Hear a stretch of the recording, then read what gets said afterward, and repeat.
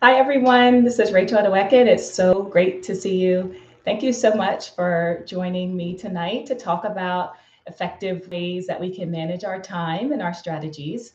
If you want, let me know who you are in the chat box. Tell me where you're from.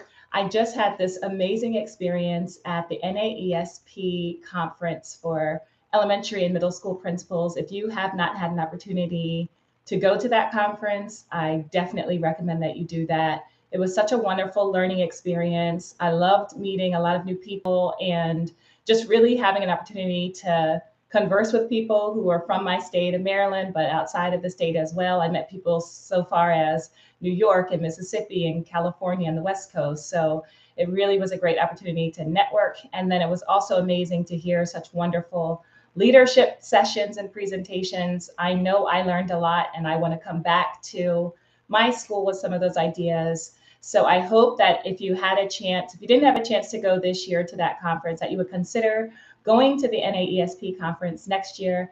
Next year, it's going to be held in Nashville, Tennessee. So it's a great location, great state, with great people, great food, great music. So it'll be a wonderful opportunity to continue to learn together. So I just want to put a plug in for going to that conference for next year because it is such a wonderful learning experience for new principals, experienced principals, new APs, and experienced assistant principals. It's really great learning for everyone. So I just want to thank you again for coming tonight. Let's jump right into some strategies that I think have been helpful to me and also that might be helpful to you. So just as an introduction, again, my name is Rachel Edoho-Eket. I have been a principal for 5 years now, and I was assistant principal for 4 years. I was one of the few and fortunate people that was promoted during COVID. So during that time, it was very, very challenging to get my footing and to really understand the role while there were so many new things happening. And I'll be honest in sharing that at that time, I did not have any work life boundaries whatsoever. I was definitely just spinning wheels, doing as much as I could, running, moving, trying to accomplish as much as possible. But during that process, I was actually running myself into the ground.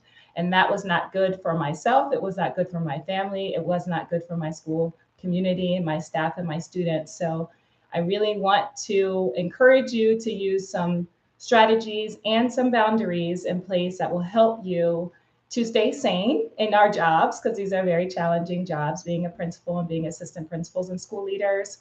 And it's also an enjoyable job. So we want to be able to enjoy the work that we signed up to do. So one of the first strategies I want to share is really around how can you spend more time with students throughout our day. We know in our job, if we're in the office and we're answering emails all day, that means that's time we're not with students, we're not interfacing with our staff members. So one of the things that's basic that we do as school leaders is being outside during arrival and dismissal. This is oftentimes my favorite part of the day. It's a time when I get to get outside, greet the families, greet the students as they're coming in, give our hugs, see how the students are feeling for the morning, greet them as they're getting off the bus or in their cars or walking to school. That's a great way to see hundreds of kids very, very early in the day. And you want to keep that momentum going throughout the day. So, another strategy that I have to see more students throughout the day is to look at your master schedule and look for those transition times. So the transition times that are big at our school are between lunch and recess and between related arts. So when students are going to their music class or PE or media, when they're going to technology, those are times when we see the most amount of students. So what I like to do is to position myself inside of the hallway on the corners so that I can see students as they're passing by in the hallways. And that's really good for a number of reasons. One, you get to see hundreds of students in a couple of minutes very easily. You don't have to do anything, you just have to be that presence. But two, it's helpful for the principal or the assistant principal to be that presence because oftentimes when students see us, they're on their best behavior. And so that helps our teachers in turn. That helps keep things orderly in our hallways. And so I definitely encourage you, if you don't have a lot of time, but you want to see a lot of students, definitely position yourselves during transition times. Those are the like high leverage times of the day to see as many students throughout the grade levels as possible. Another strategy that I had that I shared in my last live was checking emails in the cafeteria while you're with students. So instead of sitting in the office and doing emails, it's much more effective to be in the cafeteria with large spaces of kids. Again, you get to see more students. And at the same time, if there's any discipline or any needs that come up in the unstructured time, like in the cafeteria, you're already there. So again, it's one of those situations where just by your presence alone, you're doing two things at once, which is absolutely a win-win. You're going to be present with the students, but you're also going to be reading your emails in between. So I love to sit next to kids, ask them how their day is going. They often ask me, what are you doing? And I'll share with them, oh, I'm just checking my emails while I'm enjoying my time with you. So you're able to do two things at once, and your staff will really appreciate the fact that you are present and visible right there with them and available to help them if any needs arise. So I definitely would block off about 30 minutes during your daytime to come out of your office and check your emails while you're either in the cafeteria or like a common pod area or a hallway. Again, same thing, that your presence there makes a big difference, but you're also checking your emails. So I definitely recommend that you do those things. Another strategy that I like to do to see more students is to go outside during their non-structured time, like recess or right after they finish lunch. It's great to get some fresh air, but it's also helpful to see students in a different arena, right? So we see them in their classrooms, and that's wonderful, but we know sometimes we see different personalities and different aspects of our students when they're in that non-structured time with their friends. So try to get outside for recess. I love doing that. When I was an assistant principal, I used to play soccer with the students, and I do still do that on occasion now, or I participate during field day. I really try to be active with the students so that they can see me in a different role as well. So it really helps to build relationships and see the students in a new light and have them see you in a new light as well. Um, so those are just some strategies for making sure you're spending enough time with students, that students see you, that they know your name, that you get to know their names. And those are ways that you can do it really effectively. I want to also talk about ways we can be present with our staff members. So how can we save time to and be with our staff and our teachers? So we know as school leaders, being instructional leaders is one of the most important parts of the job. And to be an effective instructional leader, we have to be out in classrooms to see the instruction that's happening. So during the NAESP conference, I went to this amazing session, and it talked about 2-minute walkthroughs. Now, those of us are familiar with walkthroughs. When I heard 2 minutes, I immediately was intrigued because 2 minutes is not a lot of time. But what the presenter shared with us that made a lot of sense was that even though it's only 2 minutes, you get much more information if you are in classrooms regularly for 2 minutes rather than spending a longer amount of time once or twice in a full observation, like for 30 minutes. And that makes a lot of sense to me as well. So it's not about spending 30 to 45 minutes to an hour once or twice a quarter or a semester. It's more about making sure you're present every single day.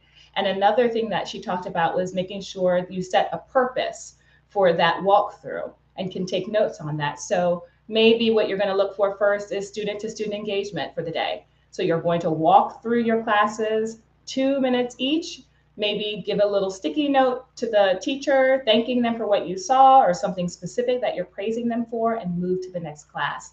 I love, love, love that idea. Another thing you might look for are high quality tasks. That might be the next day, what you're going to be looking for. But the purpose and what she really wanted us to emphasize was that you have to commit to doing it every day. So even if you have just a couple of minutes to do it, you might want to block off 30 minutes in your calendar, then take those 2 minutes, a classroom, and keep going. Hi, Alexia. That's awesome. Yes, 2 minutes allows you to get into many more classes than even if you were doing 10 or 15 minutes. But again, it's really about that regular presence. And we can do that. You just have to commit to blocking the time off. Another thing that the presenter talked about was making sure you have a plan for an emergency. So if there's an emergency in your building and you know you're doing those walkthroughs, you have to communicate ahead of time with your staff and your leadership team who's going to be that point of contact while you're on your walkthroughs. And I love this idea because I do walk through classrooms, but I know I need to be better with being more purposeful in my walkthroughs, but also not getting derailed on the walkthrough. So we know we might be ready for the walkthrough. We have it on our calendars. We're walking through the hallway and somebody stops us. Oh, Dr. Edoho-Eket, I need to talk to you for 5 minutes. And we know that 5 minutes is actually 20 minutes and that's going to derail our time. So what we want to do is to let people know, hey, I'm going out on walkthroughs, perhaps during this time frame so that people know they can't stop you during that time because you are doing something that's important. And then you can always reschedule with people. Absolutely, let's chat. Let me put that on our calendar and I'll meet with you in 25, 30 minutes. So it's really important that we keep the commitment that we're going to be out in the classrooms 2 minutes. Again, this is really about being that presence every single day and less about I'm going to go out, once per quarter and see someone teaching for 30 minutes to 60 minutes. It's not as effective to do it that way. So I love that presentation and I'm really going to try to go back to do that. And I hope that you would do the same. One quick story, when I first came to my school, there was not that culture of the administrators being in classrooms as frequently. And so when I first came, I really missed the classroom. I came out of kindergarten. So I was a kindergarten teacher for most of my career, and then I was promoted to an assistant principal. And I love being with kids. Everyone knows that about me. And so I had a hard time. I struggled with the transition to having my office, but not having people there with me in like a classroom. So I really wanted to get into classrooms. And so that's what I started. I started walking into classrooms and immediately everything stopped. And the question was, do you need something? And I would say, nope, I don't need anything. I'm just here to see the students. And the teacher was like, okay. So it took several iterations, several times of me going in and out of classrooms to help build that culture that as an assistant principal, as a principal, I want to be in your class. I want to see the students learning. I want to see what is happening. I'm not here to criticize you. I'm not here to do that. I actually want to know and see the instruction. I want to highlight that.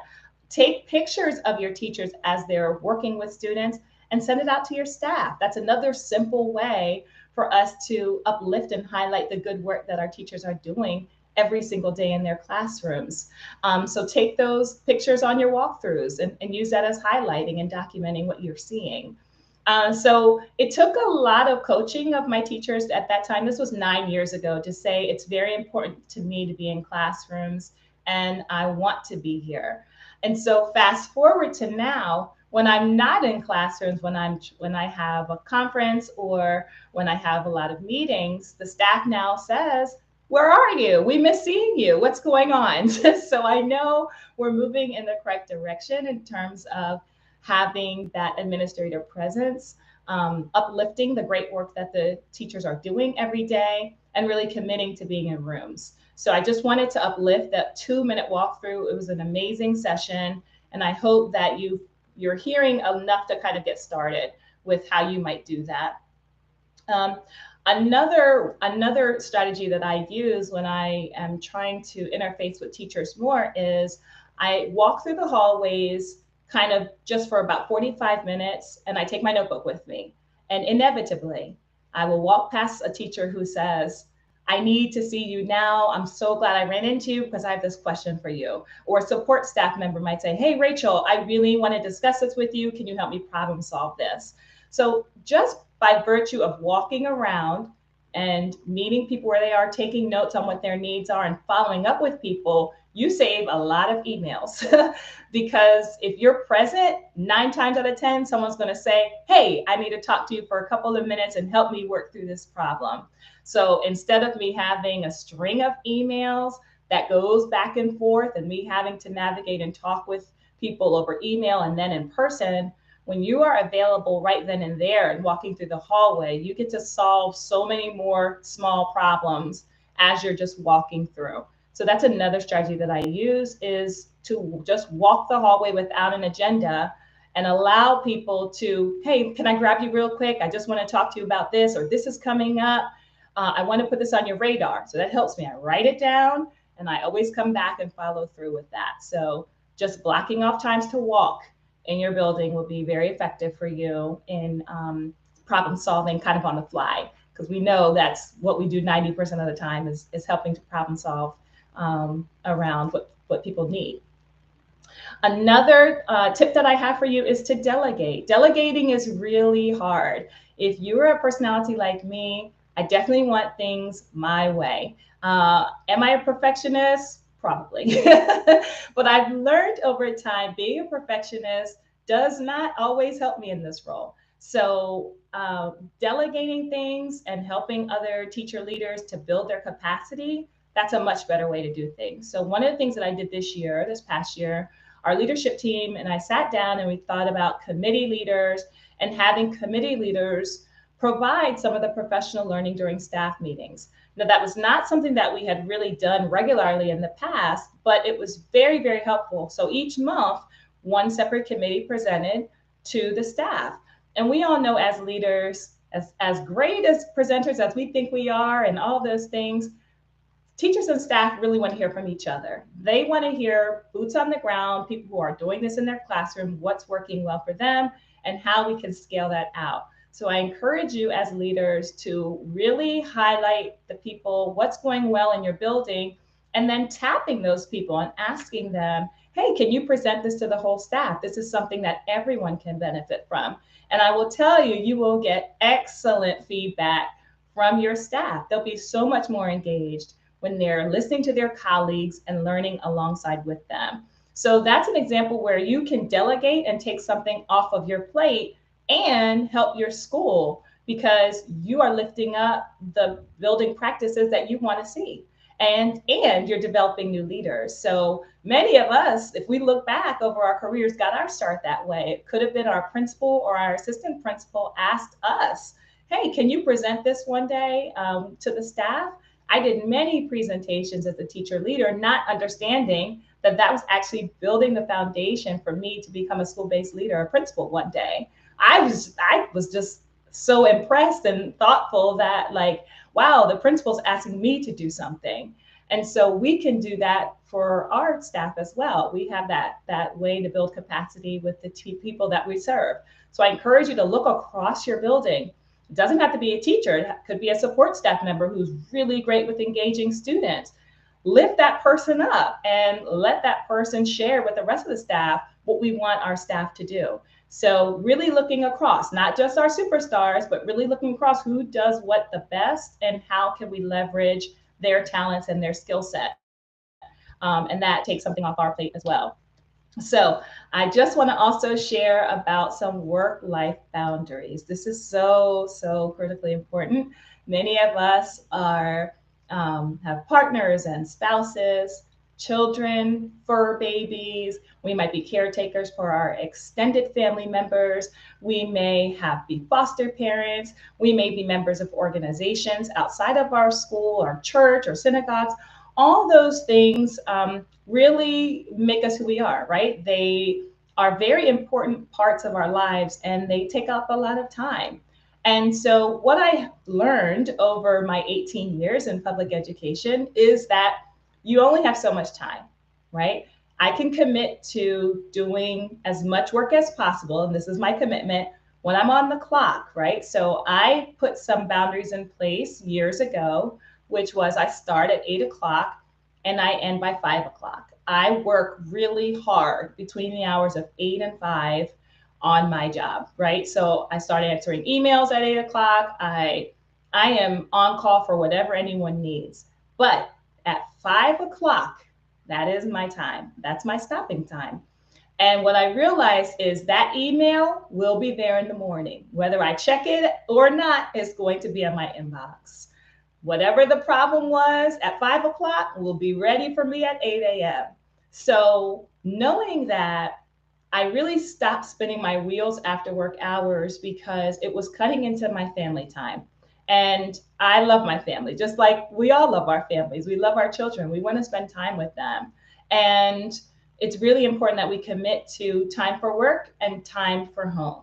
So some of the things I want you to remember is that during the school year, there's going to definitely be times when I cannot adhere to that 8 to 5. I know that for a fact.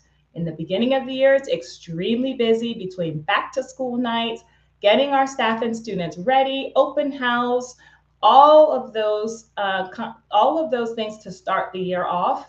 I know I have to put in extra time. I know I'm going to get an email from a teacher at 6 or 7 at night. Hey, I need this for tomorrow morning. I know all of that.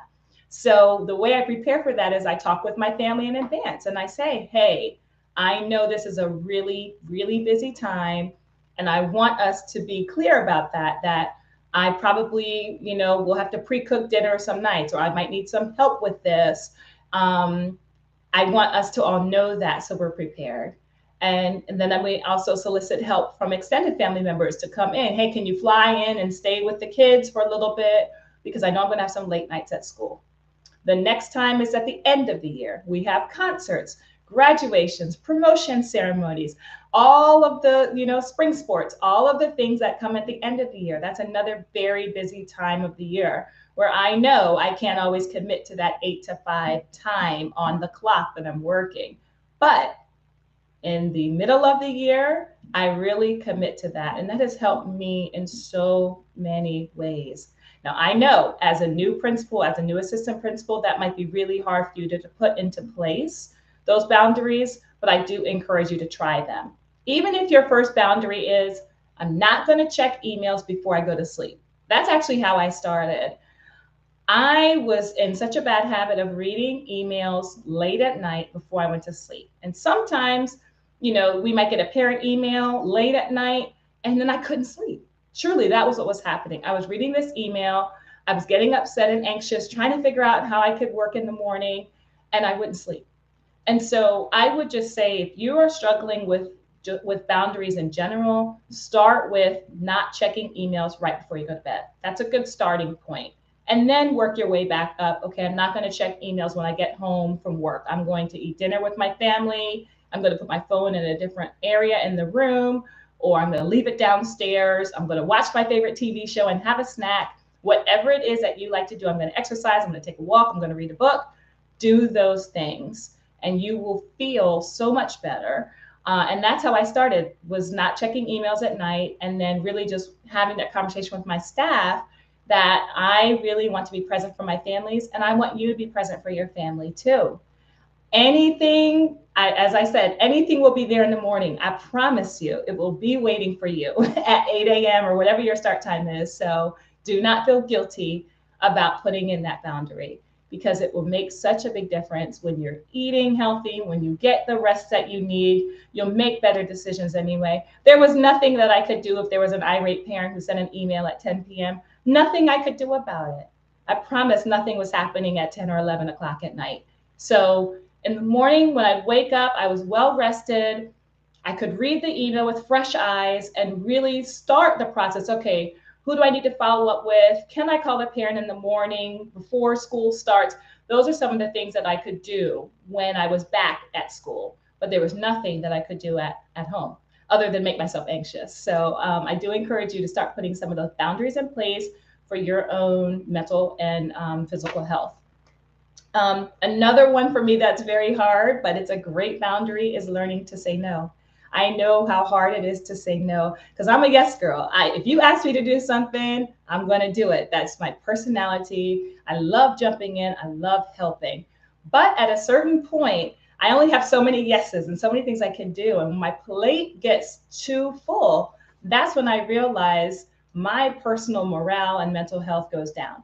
So sometimes it is powerful and empowering to say, I really appreciate you thinking of me for this, but I am not in a position to do that.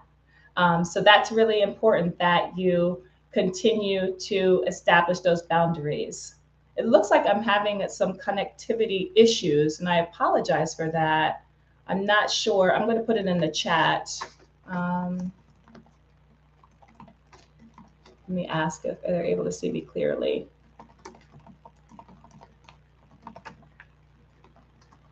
Okay. Okay. Did it start up again, Laverne? Okay, thank you so much for that. I apologize. I have it running behind me so I can see. So I saw it slowing down. Perfect. Thank you. Okay, so what I was saying was it's okay to say no. And I really want you to remember that because all of us are superstars. We wouldn't be in this role and in this position. But superstars need rest too. So it is okay to focus on what you need to accomplish and not to feel guilty about that. Saying no really helps you to create that boundary. Um, Another one I would say is seek therapy when you need support. That's really, really important. We really don't talk about how principals and assistant principals take care of ourselves because we're always taking care of other people. And I had to learn that the very hard way. So, as I mentioned to you, I was promoted during COVID time, which was very challenging. And we had, the school year started off normal, and then it quickly descended into a space that we had not been before, that no one had been. So that was really hard because I was up all night. I was text messaging my staff members all hours of the night. I thought the whole school was going to crumble if I didn't do this one task. I had to do this task at midnight. I had to get it done. And you can only do that for so long. I did that pace for about a year and a half, almost 2 years. I kept that pace. And when I came back to the school year, I really talked with the staff and I said, hey, we made it through that really challenging time, but I just want to be honest with you. I cannot keep up that pace because I had not seen my children and I had not seen my husband. And that was the truth. And it really was there where I said my boundaries clearly to the staff that if it's after work hours, I will not contact you unless it's emergency. And all of you have my phone number. So if that's the case, you will hear from me or I expect to hear from you. But otherwise, I am going to respect your time and I would like you to respect my time. And I'm telling you, that was a game changer for our school because everyone then had the license to say, okay, I'm going to do the same thing, right? So our team leaders, I had several team leaders say, I really appreciate you saying that because we had this group chat that would go on throughout our dinner time and, it was stressful, but we agreed to stop doing that. So that's the influence that we can have on everyone else that we're serving is by setting that example and saying what we need, because what we need is often what other people need. And so I had run myself so much into the ground. I actually decided and thought, hey, I think I need some more help to, because I really was doing a lot of reflecting at that time. Is this the right role for me? I really was questioning if I could do this job and if this job was right for me. But so I entered therapy through our school systems, employee resources, and I definitely encourage you to do the same. If you ever feel like you need some additional support, you can talk to your family, you can talk to your friends, and that's great, but sometimes you also need professional supports. And particularly if you have a school system like mine that pays for those sessions, there's no excuse but to take advantage of those resources. So I had an excellent therapist. It took me a couple of trials to get the right person, but I had an excellent person who did not know me, was not associated with my family or my friends. So she really could speak to me on a very professional level and just ask me some really insightful questions. And I learned so much about myself through that process and really came out in a better place with those boundaries better established. So now I can say I do love my job because there's so much flexibility that you can do when you get in the rhythm and learn what works for you. So I definitely encourage you to continue to seek out support if you need those. I'm now a very big proponent of therapy, having experienced it and seen the benefits firsthand. So that's just my plug for that. I also am just trying to think some other small things. Auto scheduling emails, that's another big one, especially when you know something is due or you need reminders. Definitely use that auto schedule email. So when I have something that staff needs to do by a certain date, I send the original email, then I copy and paste it multiple times, and I look forward in the calendar and I provide that update to staff. As a reminder, you have 1 month left to turn this in. The next email might say, you have 2 weeks left to turn this in. And the last reminder email, the fourth email might say, it is due today at 4 o'clock.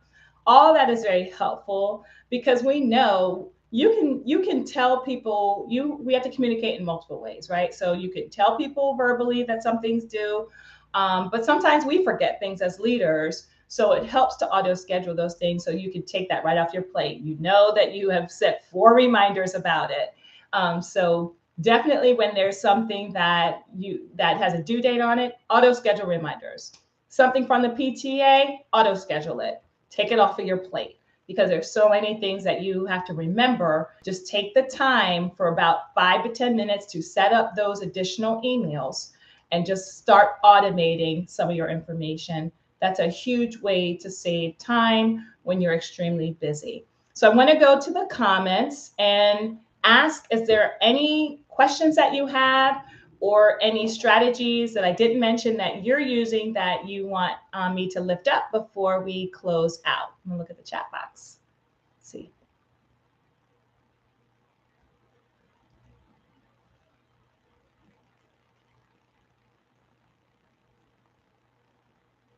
And while I'm waiting, I just want to share that this is my new book, The Principal's Journey. It is available on Amazon. It has so many great tips for new leaders and experienced leaders who are transitioning into new roles or are interested in learning more roles. It also has time and space for you to do reflections and to think about each of the chapters, how it applies to you. So I want to just give that plug to, if you don't have a copy of The Principal's Journey, please pick it up now on Amazon.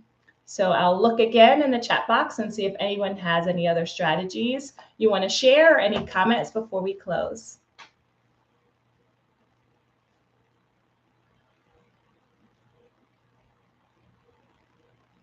So I'm not seeing any comments, but I really, really appreciate you coming today and listening to the session. I hope that you found it helpful. If you are on social media, please remember to like and subscribe this content. I definitely want to put more content out on my YouTube page. I also have a Twitter page at Rachel Edoho-Eket, and I have an Instagram page at The Principal's Journey. And so I would love to keep connecting with you. And thank you again. Have a wonderful, wonderful night and a great school year. Bye.